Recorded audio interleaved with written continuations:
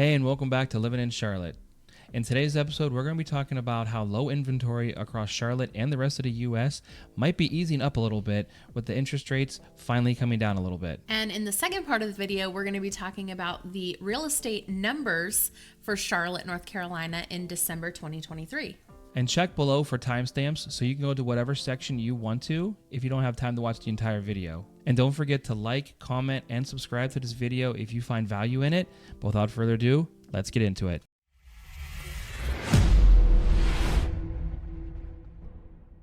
If you've been following the channel for a little while, you've probably heard us mentioning the locked-in effect or people having golden handcuffs when they are talking about the home that they currently live in. One of those stats that came up in an article recently is that back in 2022, what was it, 93% of people had a mortgage under 6%? Under 6%, yes. And now we're down to 89%. That sounds like a really high number. 89% is basically 9 out of every 10 people have a mortgage under 6%, which is wild, right? That is pretty crazy. So I got this graph here from an article that I found on Redfin, and you can see that back in 2013, not many people actually had low interest rates. And then right around 2020 is when it really spiked up, and you can see that in this graph. But you can also see a small decline here. So people are finally coming out of their hibernation and realize that the 2s and 3% are not going to be able to keep them in their house forever. For a while, you can build equity and save up money for something that you really want, but you're also going to get those life changes. You know, you're going to get the new jobs. You're going to outgrow your house. You might just have, some financial reason to move back home or to move somewhere else. So there's a lot of things, and a lot of people are finally coming to realization that they're not going to be able to keep those 2s and 3s. And once the interest rates get down to about 6% or under 6%, I think people are going to be happy to just finally move and get something new and fresh. Yeah, and what was happening is it wasn't just people who were buying houses in, 2020, 2021, 2022. Yeah.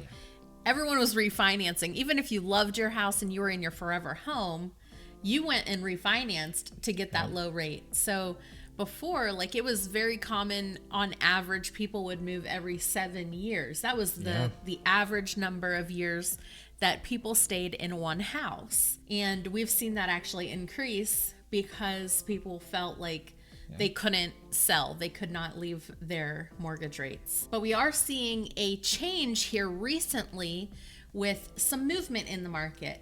And it made me think of something I read today from one of my real estate idols, Glenda Baker.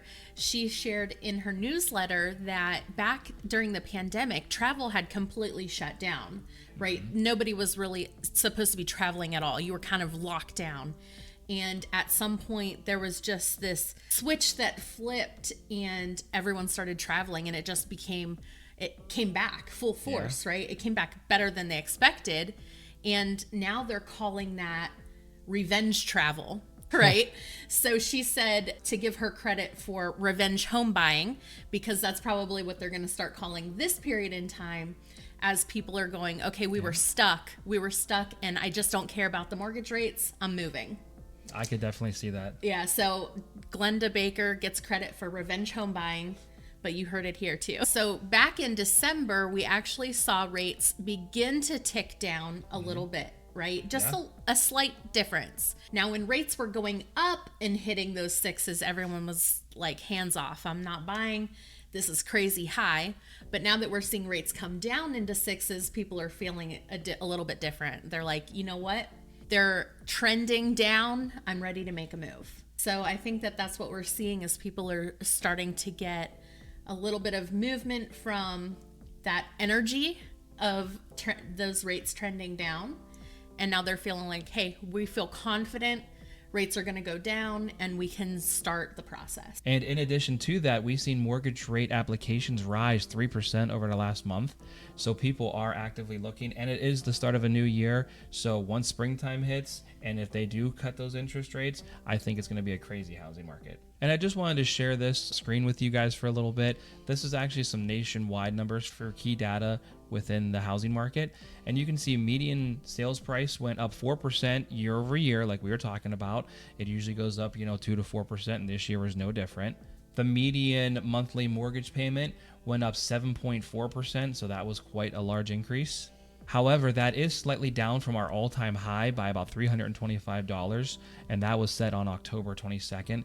So some encouraging news in the short term that it could be dropping. Pending sales did drop 2.5% year over year, but the good news is new listings is up 9%, and I see that trend continuing going into the spring in most markets. And the last number I wanted to go over was month supply, which basically just means how many months of inventory they have if another house never came on the market.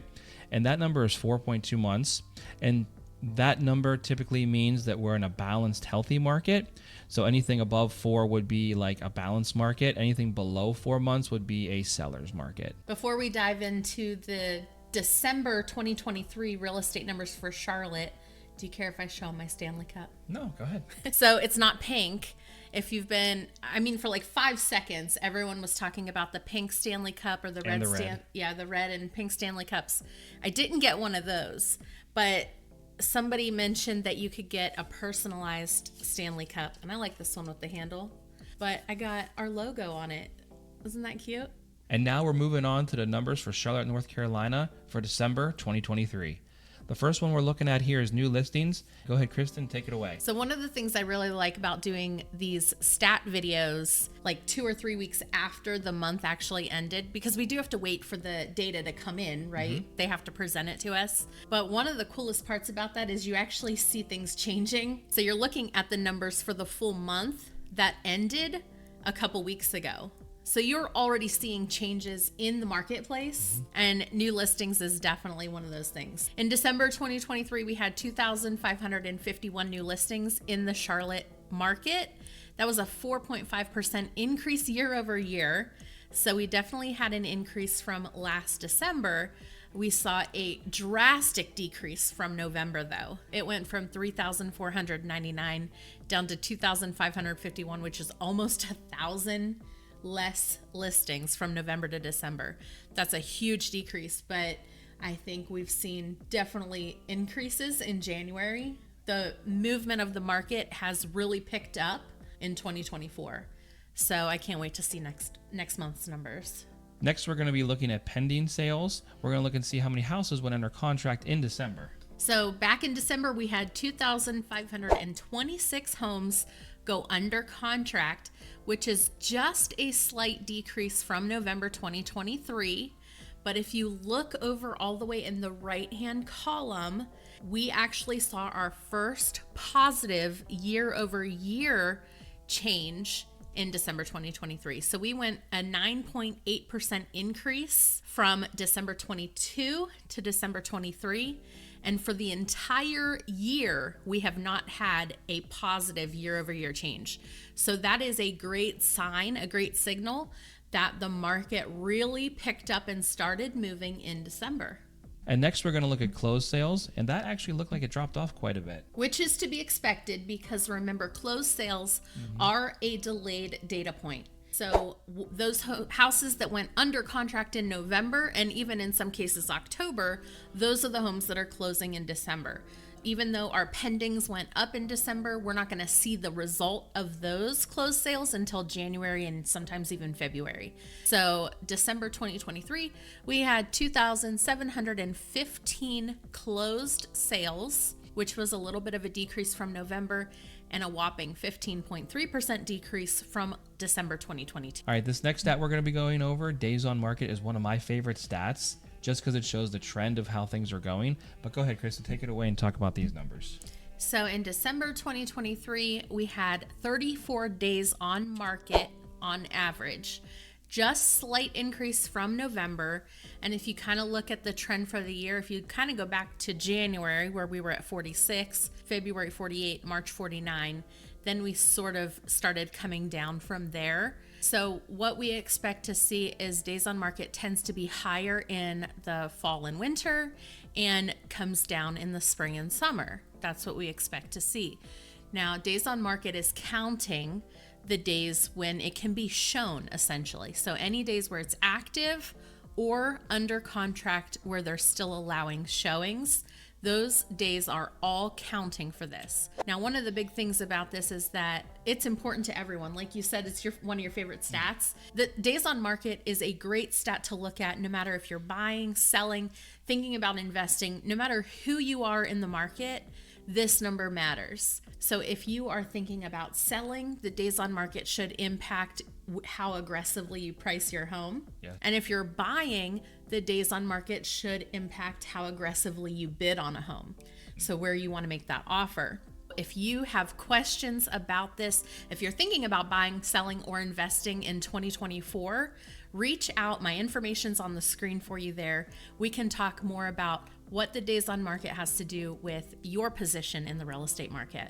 As far as the average list price goes, I don't usually spend a lot of time on this slide, but I did want to share with you that from December 2022 to December 2023, we had a 13.5% increase in the average list price. Remember that the average list price is basically how confident the sellers are about the market, about the real estate market. So it's not necessarily where the homes end up, it's just where the homes are listed. But I did think it was interesting that there was such a drastic increase from last December. So if you're looking to buy or sell, this next stat is going to be pretty important to you. It's average sales price. So go ahead, Kristen, take it away. In December 2022, the average sales price was $459,631, a 5.4% increase from December 2022. Now, if you look at that last column, that number should feel pretty comfortable for you. What we do tend to see is about 4 to 5% increase year over year. That's on average. And so seeing a 5.4% increase should feel pretty comfortable. Much better than the 1.7 to those lower numbers that we were seeing in some of the other year over year stats for this year. And finally, this is the last stat we're going to go over. It's a percent of original list price. And go ahead, Kristen, take it away. Yeah, so December 2023, the percent of original list price received was 96.4%. Essentially, homes on average were selling 3.6% under list price. Now, if you take a look at all of 2023, we never hit 100%. In fact, the last time we were at 100% was July 2022. So we have seen homes selling under list price for about a year and a half now. But one important note is that in December 2023, we had a 1.7% increase year over year from last December. If the trend continues the way I think it is, we should start seeing this number increase slightly throughout the spring. It really just all depends on where the sellers price. If they're pricing too aggressively, we still might not hit 100%, but if the sellers price modestly, I think that we might meet or exceed that 100% in this spring. Well, that's all we have for today's episode. We talked about the locked-in effect. We talked about mortgage applications increasing and rates coming down. We talked about revenge home buying. And then we also gave you the real estate stats for Charlotte, North Carolina for December 2023. And don't forget, if you found value in this video, like, comment, and subscribe, and make sure you stay tuned for the next one. Thanks so much for watching. Bye.